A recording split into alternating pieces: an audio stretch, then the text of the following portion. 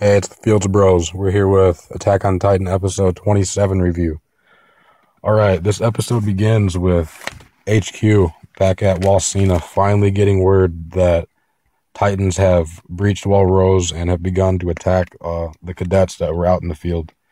Um, keep in mind, this did take 12 hours for the messenger to travel from where the attack was taking place all the way back to HQ. So there's no telling what type of state the cadets are in at this stage. Then we move back to the field where all the cadets are. Like I said last week, Sasha and Connie had mentioned that their homes were to the north and to the south, so they actually know the area quite well. So they're in charge of helping the rest of the members with the directions here.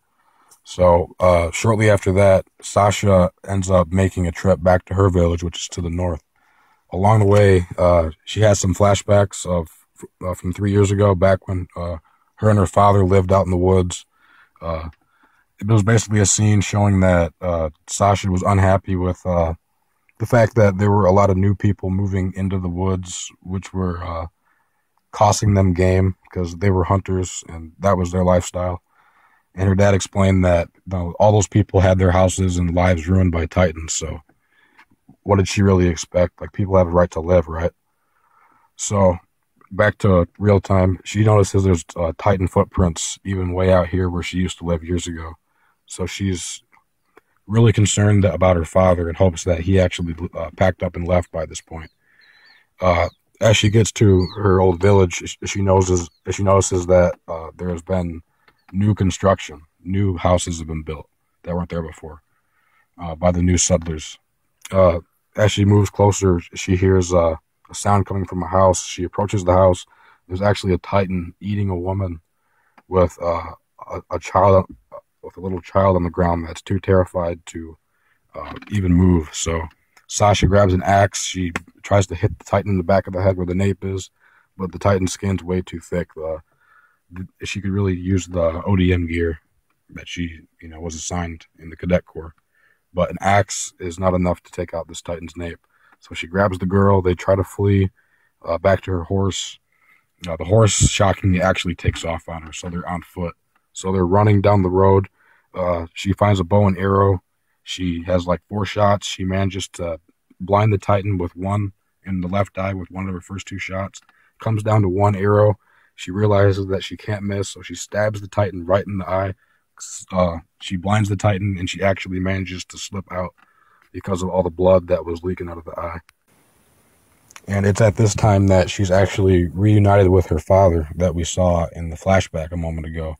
And she actually did save the little girl from the Titan. This is actually a really cool episode because it showed some backstory on Sasha, who's actually a pretty cool character. So the rest of the cadets and scouts are trying to figure out, all the Titans came from the south, right? So that means the South Village is probably in shambles. So that's where Connie's from. So he's in a hurry to actually get back to his village to confirm with his own eyes if his village is okay. So they make it back to his village, and the village is completely annihilated. All the buildings are caved in and destroyed. This is where the Titans were seen running from in the previous episode. But there's no bodies anywhere. They don't see anybody yet. But there is a large Titan with really tiny arms and legs laying on Connie's house. He said that's his house right there, and there's a large Titan laying on its back there. And they're all wondering how the Titan actually got on his house, because they remarked that its legs are too small to support its body. So the next step is to actually find this hole where all these Titans breached and notify the garrison regiment so they can actually get it fixed up. So that's what's happening with the cadets. Back to HQ for a moment. As the messenger was delivering the message about the attack on the cadets and whatnot, Hange was actually comparing a fragment from the walls to a fragment from the crystal that Annie had enclosed herself in. And she noted that the material was very similar, and in a sense that, they're both basically indestructible material, and the fact that Titans were seen in the walls the last episode. So that's what's happening with that. But unfortunately, Hange doesn't really have any time to really go over all the details and test out her theory on the wall fragments because of what's happening. You know, they're being attacked by Titans right now, so that takes priority.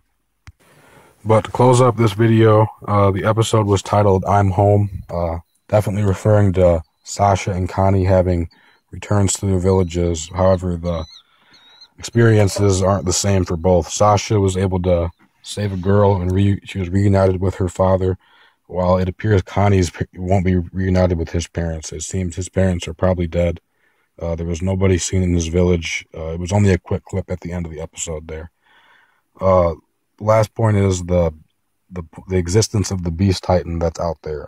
I don't think anybody else saw it but Mike, and he was killed by it, and it took his gear.